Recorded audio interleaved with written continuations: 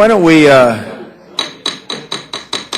Rules Committee will come to order. We're here for consideration of two measures, the expedited line item Veto and Rescissions Act of 2011 and the Budget and Accounting Transparency Act of 2011.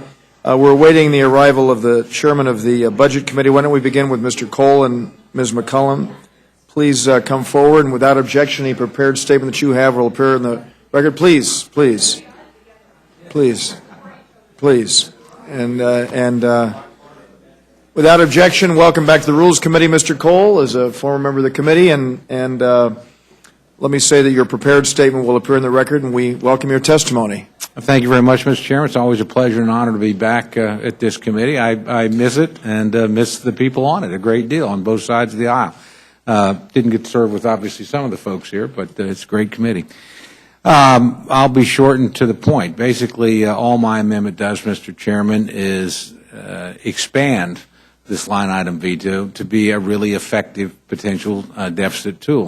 In 1996, when we passed the line item veto in Congress, and it was later declared unconstitutional, we included provisions that would allow the President of the United States to strike tax spending or direct tax benefits and direct spending as well as discretionary spending. We did the same thing in 2006 when a line item veto passed the entire House of Representatives.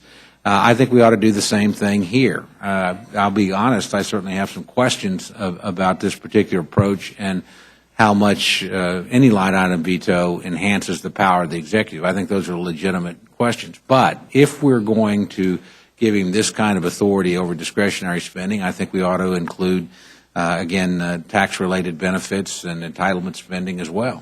And I think there's no question that we could probably pass the House. There's no question it would be much more effective in terms of dealing with a deficit. If you look at what we've done so far, and this Republican Congress has actually cut discretionary spending, and we've done it without a line item veto.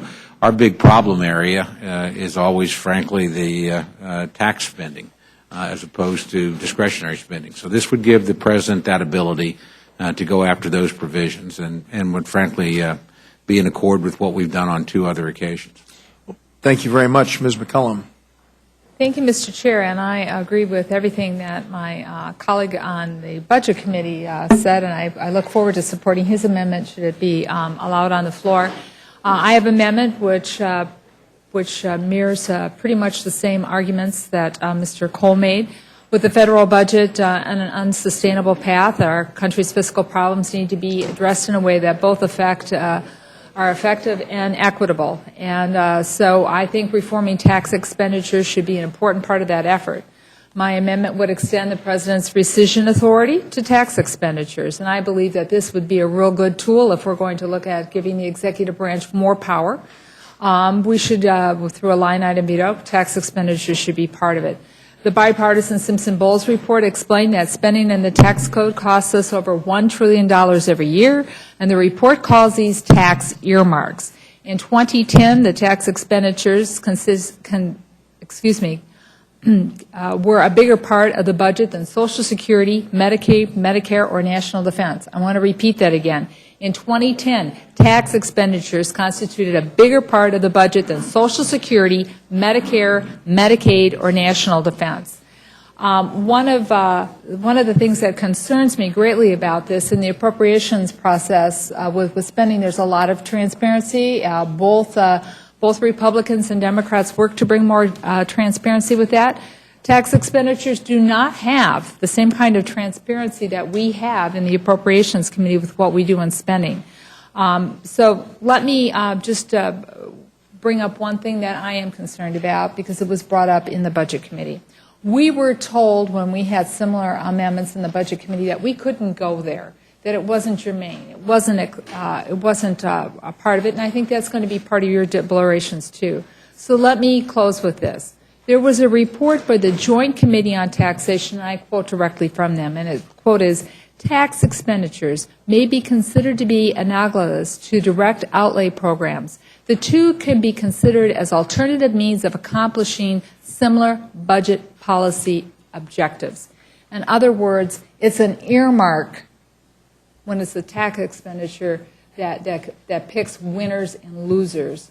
And we need to address that, and if we're going to be serious about giving the president all the tools in the toolbox with a line item veto, then I believe tax expenditures should be part of that, and that's what my amendment addresses. Thank you. Well, thanks to both of you. You have obviously pointed to the problem that we have in your quest to deal with this issue, and it's one that we'll clearly have to contend with here, as you correctly said. And it's very clear what it is you're attempting to do, and I certainly respect you all for the pursuit of it, and I understand full well your desire to expand this whole notion here. So I have no questions. Ms. Fox. Thank you, Mr. Chairman. I don't have any questions. I just want to thank you all for bringing it forward. Ms. Slaughter. Thank you. I really don't have, well, maybe a question. Might turn out to be that way. But I do want to With say, General Meal, I just noticed Bob Certainly. Slaughter sitting over here, and I think it's always great to famous point Bob out Slaughter. Right, is one here and only. in the room. So we're very, very happy to have Mr. Slaughter back I'm with happy us. to have him here, too. Yes, Thank I you. know you are. Yeah. I've opposed line item veto for a very long time. I've known of states that had it where governors would call in a member and say, "You'd like that bridge in your district, would you? Well, then I'll have your vote on a certain matter the member had not intended to vote for." But more than that, the Congress really has the power of the purse, and I kind of deplore, again, giving it over to a president of either party. I would feel the same way no matter who was where. I find this is not a good way for us to legislate, and the fact that we continually give away our powers to the executive is troubling. And you've already mentioned the fact that since this only applies to discretionary spending, it's really not going to save anything. So all in all, I don't believe I can support you on this. I understand we all need to do what we can do, but I think handing over what Congress's power is, enumerated power, to an executive is not a smart idea. Thank you. Sure, please. For the record, I agree with what my colleague, Ranking Member Slaughter, said. I don't think going with a line item veto is going to be very effective, and I also am very concerned about the amount of power it gives over to the executive branch. But with the way that this passed out of the Budget Committee, with the potential of the way it's passing out of the floor, if we're going to be sincere, if we're going to be truly honing in on giving the president power to do something in the line of deficit reduction, then I believe that the tax expenditures have to be included on that, or we just once again go down the path of just doing cuts to appropriations and spending. And as I pointed out, tax expenditures constituted a bigger part of the budget than Social Security, Medicaid, Medicare, or national defense. And I'm being very honest, I don't support the line item veto, but if it is going to be the law of the land, tax expenditures should be part of the mix. Thank you for that. My concern remains that we are giving away, Congress should be doing what you're talking about, not the president. It's up to us to do it. And certainly the House of Representatives has enormous responsibility, and that all expenditures have to start here. I don't want to give that away. I think that belongs to us, and it's our responsibility. But yet that is actually what we are doing. And I don't want to hand over to any executive of any party, as I would not have governor of a state to have the line item veto. I think it goes way yonder too far, and we will never get it back. Thank you very much, Mr. Chair. Let me just say for the record that it's by tradition that the spending begins in the House, and it's actually the Constitution that mandates that all revenue issues must initiate here in the House of Representatives. Thank you. Mr. Bishop. Could I just ask clarification, because I think you said this and I didn't quite catch it. Were both of these amendments presented in the Budget Committee? Yes, they were. Mine was. Yes. Okay. Not by me, but it was presented. Who presented? Mr. Simpson. Okay. And Something so very and simple. neither one of them were accepted in the Budget Committee. That's correct. That's correct. All right. Thank you. Mr. McGovern. Yeah, thank you. I just want to associate myself with the concerns that the Ranking Member Slaughter expressed. I worry we're going down a slippery slope here, and it sounds good, but I'm not sure in the long run it's going to be effective. And I also don't like the fact that we're entrusting more and more powers to the executive branch. I mean, we ought to do our job here. I mean, that's plain and simple. And if we can't do our job, then voters, we were up every 2 years, and voters ought to, vote us in or vote us out based on whether they think we're doing a good job. So I worry about kind of the way we're moving here, and I just finally conclude, we got some job numbers that were actually positive, and I think what we should be obsessed with right now is figuring out ways to work with the administration to actually put more people back to work, so that the next job numbers are even better. And so I appreciate what we're doing here. I'm not sure this is the way you balance the budget, or at the end of the day reduce the deficit. I worry about giving more powers to the executive, but I would just implore the leadership that I think we ought to be focused on jobs. That's what most of our constituents are talking about. So I thank you for your efforts here, and I have no questions. May I respond just very quickly? First of all, I think your concerns are very legitimate, and they ought to be raised, and they ought to be thoroughly discussed, and I share many of those concerns. What concerns me, what I don't like about the bill probably most of all, is that it appears to be a solution without being a solution at all. One part of the spending process that has worked around here has been the appropriations process. We actually have cut spending. We have lived within the discretionary budget. That committee has been very responsive on a bipartisan basis. I certainly will. The president also has rescission authority, so he's not without things saying, I don't care for that. Well, absolutely. And I would just argue then, if this is all about reducing the budget, then let's get serious in this amendment or in this proposal, this legislation, about reducing the budget, because that means you've got to go to the tax side. As my good friend Representative McCollum said, you've got to look at those expenditures in the tax code.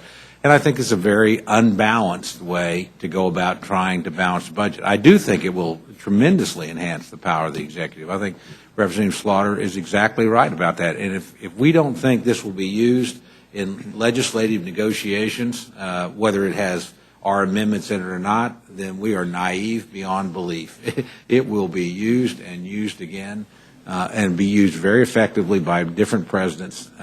This is not dissimilar to the entire earmark debate, in my opinion, where, again, there are plenty of earmarks in the budget. Just the President of the United States puts them in there now. Yeah, I prefer we put them in. I would much prefer a transparent process. I guess it's not a good soundbite, so we eliminated earmarks. I agree.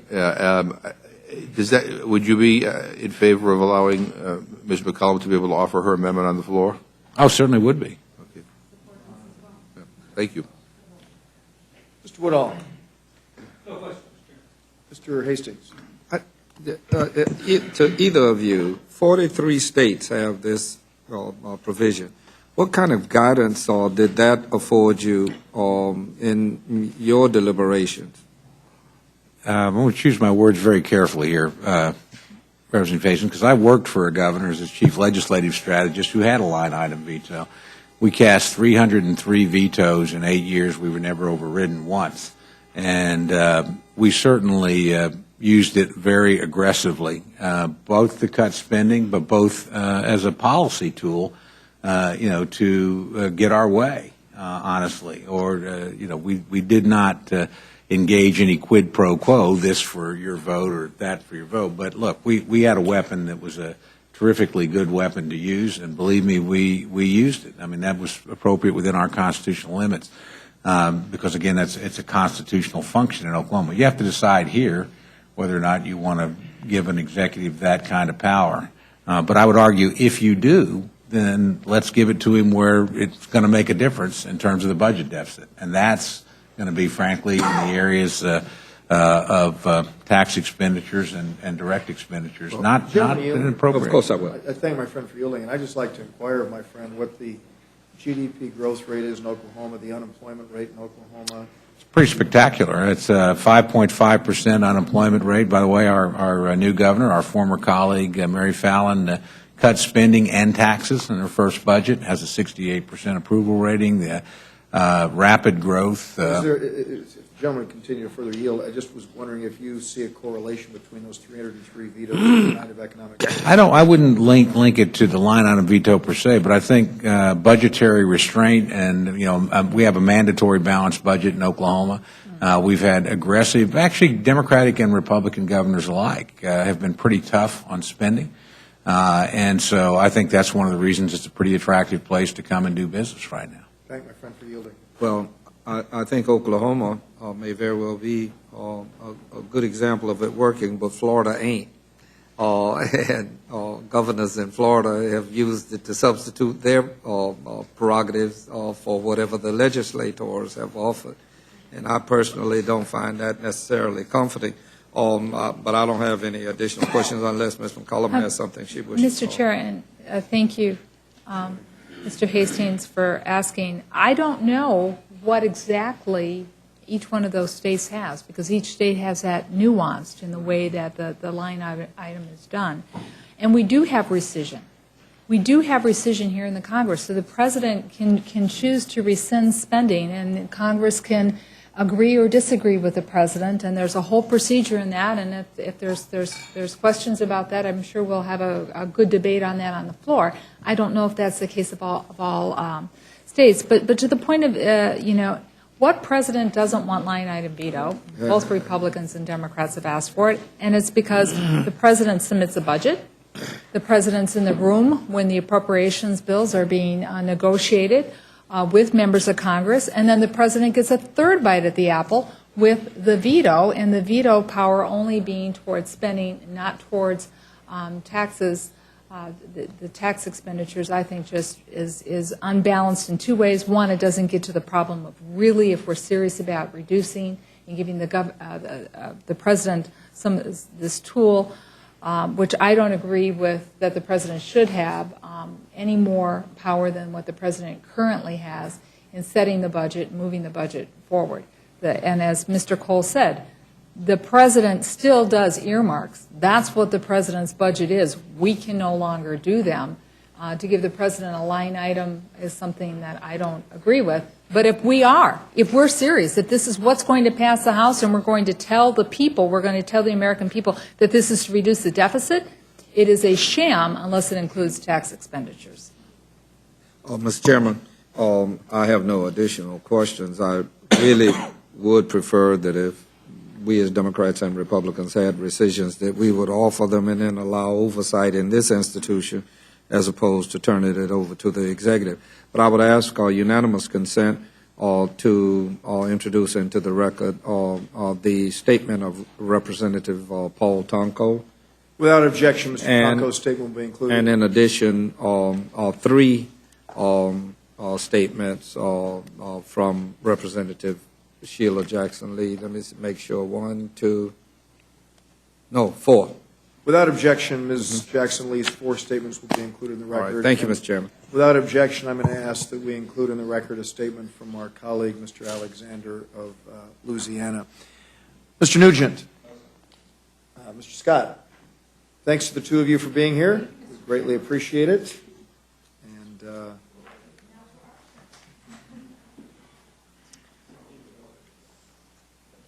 please come forward. Let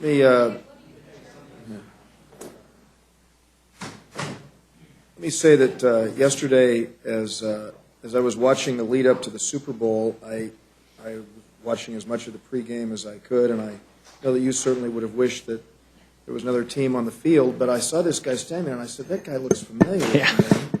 And I said, who the heck does he remind me of? And it just hit me when you walked into the room. I get that a lot. Yeah. Actually, he's like 28. Aaron Rodgers is, 28 years old? So I'll take that as a big compliment. Yeah, exactly. But it was a very exciting game. It was a good game, but a lousy outcome. Yeah. It was. We were rooting for his team. Yeah, it was a lousy outcome. That's how the Packers lost. We couldn't catch our passes against the Giants. We tried 6 drop passes. I think that was the Pats' problem, too. And then the only loss you got before that was from my Kansas City Chiefs. That's right. Which was That's right. An incredible thing. That was their something. record. So enough about that. We're happy to welcome the chairman of the Budget Committee, and without objection, your prepared statement will appear in the record, and we welcome your summary. Thank you. I probably just look forward to answering your questions. I am here to bring 2 bills to the floor the expedited line item, legislative line item veto and rescissions act, H.R. 3521, a bipartisan bill that I've co-authored along with Mr. Van Hollen, the ranking member of the Budget Committee, and I'd be happy to get into the issues that these gentlemen went into. Also, I want to discuss the Budget and Accounting Transparency Act, which is offered by the Vice Chairman of the Budget Committee, Mr. Garrett from New Jersey. With that bill, I'll start with that bill. That bill is basically designed to increase transparency and accuracy in budgeting for our federal credit programs, the housing-related government-sponsored enterprises, Fannie and Freddie, and the publication of budget justification materials. Basically what it does is this. It would require fair value accounting, something we all believe is a more accurate and assessment of the true cost of government loans and government loan guarantees. It would make sure that we apply those accurate accounting principles, which are used in the private sector, to truly get a better measurement of taxpayer liability. It would bring the GSEs, Fannie and Freddie, on budget, which the CBO already treats them that way. OMB doesn't. So we have a full accounting for taxpayer exposure. And then it would make sure that these new initiatives and programs are honestly reflected in our budget calculations. So that bill is designed at getting at the truth of our liabilities and the promises we're making with respect to credit programs. The expedited line item veto on rescissions is the product of a bipartisan compromise. You had two of the members of our committee from the Appropriations Committee who are designees in the Budget Committee, both from the Democratic side of the aisle and the Republican side of the aisle. They were behind some amendments which are perfectly good and rational. Those amendments were rejected on a bipartisan basis in the Budget Committee for a number of reasons. Chief among them is we have crafted a bipartisan agreement that is supported by both the chairman and the ranking member of the Budget Committee. And here is what it is. And I heard these questions, Mr. Hastings and others. How is this different than state line item vetoes? How is this different than, Wisconsin, they used to call it the Frankenstein line item veto because the governor literally could line item apostrophes, digits, decimal points, letters, words, and literally rewrite the entire intent of legislation with that kind of a powerful line item veto. This is nothing like that. This really is expedited rescissions. And the key is this. Many of us agreed with that 1996 Supreme Court ruling, which struck down the then Clinton line item veto in 1996 because it was a transfer of power, a delegation of power from the legislative branch to the executive branch. We agree with that. And so we consulted with the attorney who led the opposition against the line item veto in the Supreme Court to make sure that this was written correctly to preserve the power of the purse, to keep the power of the purse within the legislative branch. So all this does is this says that the president can suggest a program to be cut, but he doesn't make the action. That's the big difference between state line item vetoes and what this proposal is. The president doesn't execute the action. The president doesn't decide that the spending is cut. Congress preserves and makes that decision. And so what this seeks to do is basically provide a chilling effect on the last-minute frenzy of spending items getting tucked into bills at the last minute. And this happens, both political parties have done this, where at the 11th hour, you'll put some spending provision in a bill that has thousands of spending provisions, that spends tens of billions of dollars at the last minute, and no one has a chance to ever vote on those provisions. This says that the president can pull out those provisions individually, send them back to Congress, and then Congress, the House and the Senate, simply has to take a vote on those provisions, up or down. Congress makes the final decision. Congress executes the power as to whether or not to fund or not to fund. Congress has the final say-so. This simply gives the power sort of embarrassment so that the next time one of these massive spending bills is being written, that Republican or Democrat will think twice about whether or not they're willing to defend this in the light of day. Because if they now know that that provision that they're inserting at the 11th hour, where it was never really considered by either chamber, might have to be voted on individually, singularly by his peers, he might think twice about putting it in there in the first place. So we see the measurement of success of this bill is perhaps more in what is not put in these bills than what is taken out of these bills with this tool. So we think it clearly preserves the delegation powers of the Congress, the power of the purse. It is written in a bipartisan way so that we have negotiated so that it does only apply to discretionary spending. Earlier versions that I've authored applied to other areas of government, but our Democratic partners on the other side of the aisle wanted to circumscribe it to this section, discretionary spending of government, not to the tax code, not to the entitlement side of spending.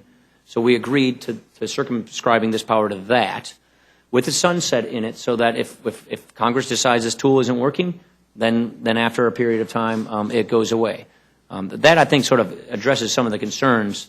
It's one of the few bipartisan things we've done around here, and we think it's a step in the right direction. It helps change the culture of Congress, helps bring more transparency and accountability, and it's one of those rare moments of bipartisan agreement where we can move forward. Well, thank you very much, Mr. Ryan. We appreciate that, and obviously are always desirous of putting together a bipartisan agreement if we possibly can. I mean, you are aware of the fact that there are concerns about the expedited procedures, and we are still working through those and have an institutional responsibility on this committee. But at the same time, the notion of placing the onus on the Congress and not giving that authority to the executive branch is something that we all herald, and All of us agree.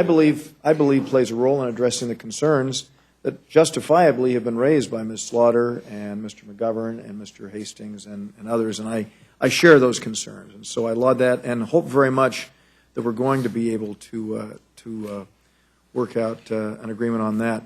On Mr. Garrett's measure, I think that we've got a sense that we can move forward on that, and I feel reasonably sanguine about that, and I think that we're going to continue working on the issues that we have of concern here. Ms. Fox.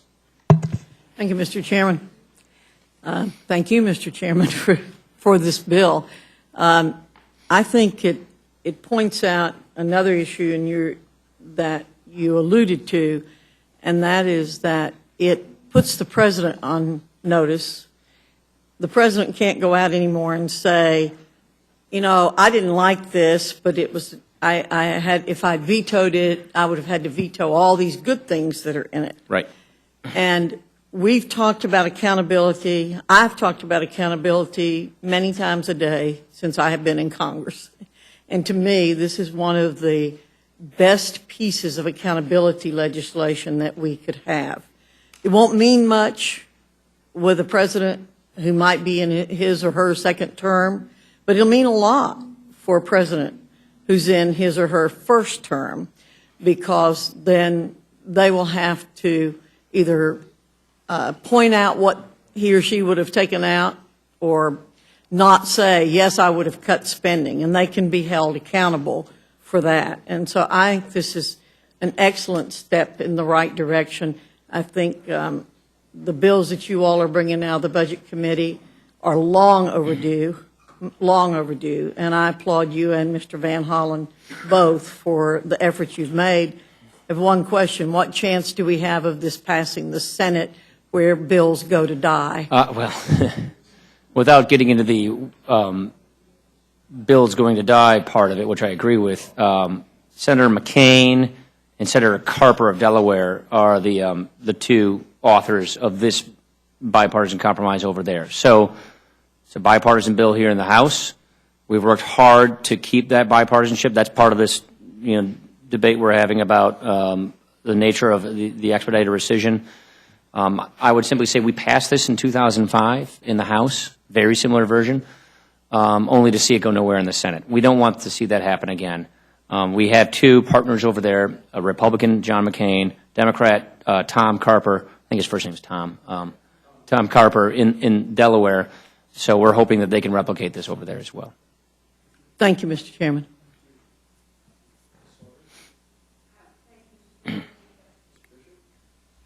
Yeah, if I could, Mr. Chairman, thank you for coming here again with two other bills. I have tried hard never to confuse Supreme Court decisions with constitutional principles. And your prior bills I liked extremely well on this issue, but there is nothing wrong with trying baby steps in this process, and I think this is very good. I also appreciate the bill by Mr. Garrett that's here, as we have, especially vis-a-vis a state process, terribly decentralized budgeting process that we do here. this kind of approach to it that goes back down in the weeds would be very positive in the future. So I thank you for bringing both these bills. Yeah, thank you. Mr. Garrett spends a lot of time on this issue. As you know, he's a senior member of the Financial Services Committee, spends a lot of time on these issues. We are dramatically underestimating the exposure to taxpayers with these federal credit programs, and we just ought to be accurate about that. The idea with the expedited rescissions is to try and get at the culture of spending in Congress and trying to get at the fact that, you know, we're loading up these bills with programs that on their own probably could not or should not be justified. And so this is something that, look, the administration, we believe, supports it. They put out a SAP on that today. Mr. Van Hollen's not able to be here right now, but we're speaking together in one voice. And I promised his staff director if I say anything wrong, he'll get me. And so I'm looking over my shoulder. I think we're still doing well. This is one of those few bipartisan things that we can do to address the culture of spending around here. So thank you. Were you referring to the, when you talk about the bipartisanship, were you referring to the? Line item veto. All right. Actually, not the HR 3581. I just wanted to be clear on that. Thank you. No questions. Thank you, Mr. Chairman, and I appreciate you realizing that. It's really a pleasure for me. And I just wanted to say to the chairman, even as a freshman on his committee, I think I sit in the same seat you sat in your freshman year on that committee. It has been tremendously rewarding to, even though you've had naysayers on both sides of the aisle and across the spectrum, you've said this is something that has to get done, and we just need to bring these things to the floor. And so many folks let the perfect be the enemy of the good, and you've said we can take some steps forward, and shame on us if we don't push these things to the floor and make that happen. I'm grateful to you for that stance. And I say the same to us in the Rules Committee, Mr. Chairman. Shame on us if we don't move these things to the floor tomorrow. And I yield back my time. Hear, hear. Shame on us. Shame on us, Mr. Chairman.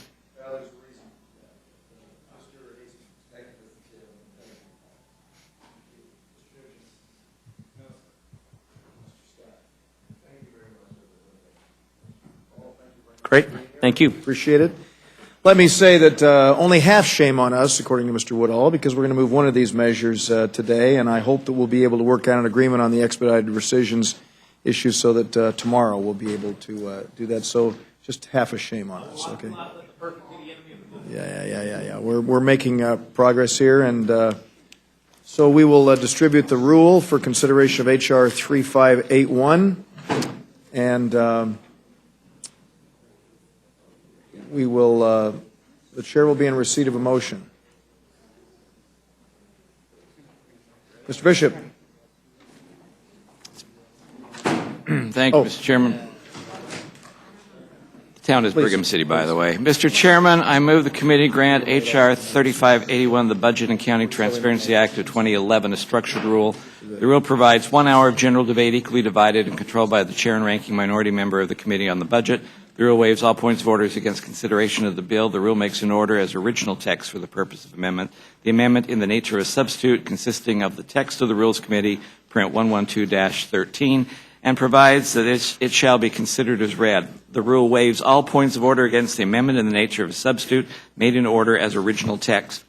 The rule makes in order only those amendments printed in the Rules Committee report. Each such amendment may be offered only in the order printed in the report, may be offered only by a member designated in the report, shall be considered as read, shall be debatable for the time specified in the report, equally divided and controlled by the proponent and an opponent, shall not be subject to amendment, and shall not be subject to demand for division of the question in the House or in the Committee of the Whole.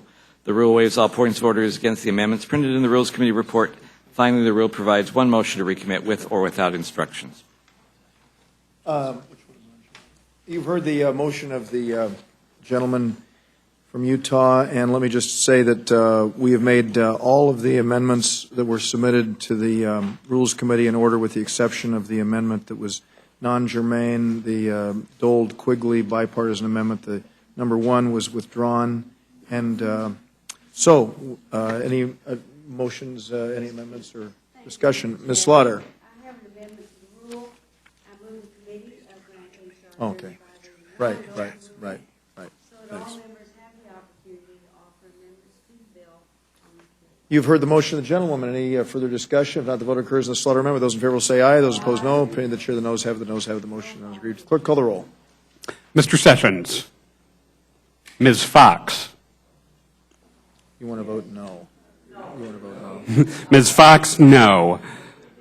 Mr. Bishop. Mr. Bishop, no. Mr. Woodall. Mr. Woodall, no. Mr. Nugent. Mr. Nugent, no. Mr. Scott. Mr. Scott, no. Mr. Webster. Ms. Slaughter. Ms. Slaughter, aye. Mr. McGovern. Mr. McGovern, aye. Mr. Hastings. Mr. Hastings, aye. Mr. Polis.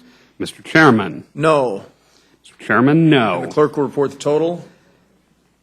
3 yeas, 6 nays. And the amendment is not agreed to. Are there further amendments? If not, the vote occurs on the motion of the gentleman from Utah. Those in favor will say aye. Those opposed, no. Opinion of the chair, the ayes have it. The ayes have it. The motion is agreed to. And this will be handled by Mr. We'd like a roll call on this one. Okay. Clerk will call the roll. Mr. Sessions. Ms. Fox. Ms. Fox, aye. Mr. Bishop. Mr. Bishop, aye. Mr. Woodall. Mr. Woodall, aye. Mr. Nugent. Mr. Nugent, aye. Mr. Scott. Mr. Scott, aye. Mr. Webster. Ms. Slaughter. Ms. Slaughter, no. Mr. McGovern. Mr. McGovern, no. Mr. Hastings. Mr. Hastings, no. Mr. Chairman. Does Mr. Polis have a chance to vote? Mr. Polis. Mr. Chairman. Aye. Mr. Chairman, aye. And the clerk will report the total. 6 yeas, 3 nays. And this is agreed to and will be handled by our designee to the Budget Committee, Mr. Woodall, and I hope, and Mr. McGovern. And let me say again that we certainly wouldn't want the shame of Mr. Woodall to continue to hang over our heads, so we will try our doggondest to move ahead with the other Budget Committee measure. We hope to report that out tomorrow. And what about our schedule? Hugh, we're meeting tomorrow. Do we have a time? We don't have a time yet. Guess what? We're going to let you know when we're going to meet. Okay, is that good enough for y'all? It's going to be good enough for me, so it better be good enough for y'all. Okay, thanks. Without objection, the committee stands adjourned.